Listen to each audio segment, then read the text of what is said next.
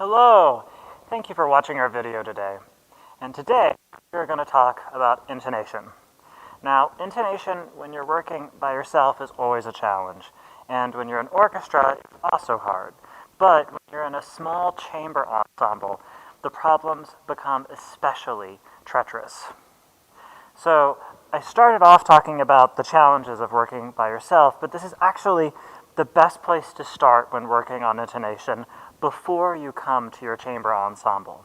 And the first thing you need to do, and I know this sounds obvious, but it's very important, is you need to really carefully tune your instrument. And I highly recommend using the app on your cell phone called Tonal Energy.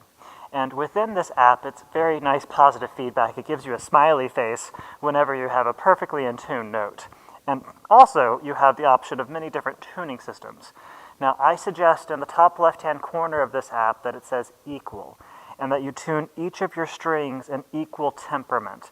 This fixes a lot of issues that I don't want to get into, but we string players typically tune our string in open fifths, and this leads to problems with the lowest string being slightly flat, and we all hear fifths slightly differently. So by tuning each individual string to equal temperament, and each instrument, the violins, the violas, we all tune our strings this way. It's a great starting point. Now, after you have those perfectly in tune strings, your individual preparation, I want you all to make sure that you tune every single note that you play on your instrument with your open strings. I know this seems crazy, but every note you play should be in tune with your open strings.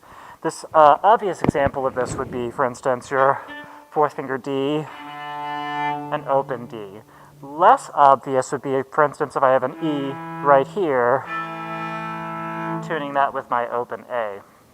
If we all do this as an ensemble in our preparation, we tune our open strings, then as an ensemble, when we all have our fingers in tune with our open strings, it actually makes our instruments resonate in a really interesting and beautiful way. Now, you can also check your intonation with your open strings by listening to the resonance of the notes that you're playing. If you listen to this beautiful ringing sound, and you get this beautiful ringing sound on every note, that's another way to make sure that you're in tune with your open strings. However, there's problems beyond that as well. Sometimes when you play a perfectly in tune note with your open string, it leads to an issue where you're actually out of tune with your ensemble. So I'm going to show you now some examples where your open strings can cause problems and some solutions on how to fix it. So the example I want to show you all is where the viola tunes her B natural on the A string against the D natural of her open D. So Katie, could you play that double stop real quick? Okay, now Katie, could you play that B by itself? So most people would say that's perfectly in tune. However, there are situations in music where the violins precede Katie with notes that are in tune with their open A and E strings. So Dominika and Ingrid, could you play your E and A together real quick?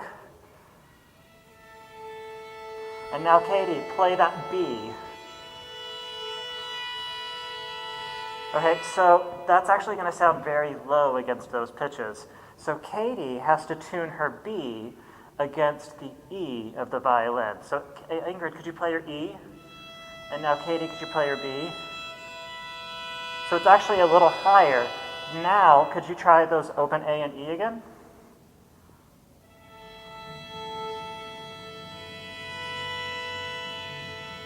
So that's one example of where your open strings, you kind of have to experiment to find which open string to tune against.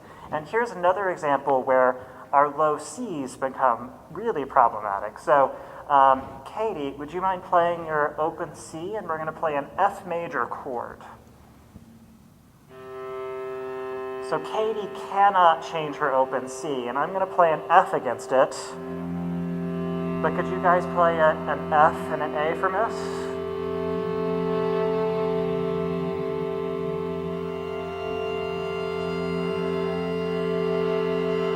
Great, thank you. So that works really well, but you hear how Dominika had that A, and if she were to tune that A with her open A, could we hear what that sounds like? Good, now let's play that same chord that we just tuned and hear what it sounds like. It's so spectacularly wrong, but this is one of the problems that you'll experience in the quartet. So let's change it so that Dominique actually plays her A out of tune again, and here's that C.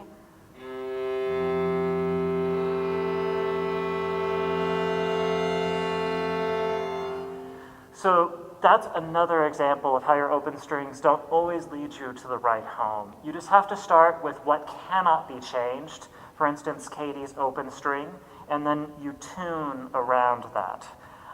But the real secret I really want you all to know is that intonation isn't something that's fixed, that's immovable. It's flexible like water, and it's always changing. So you have to always listen at all times, and then your intonation will be best.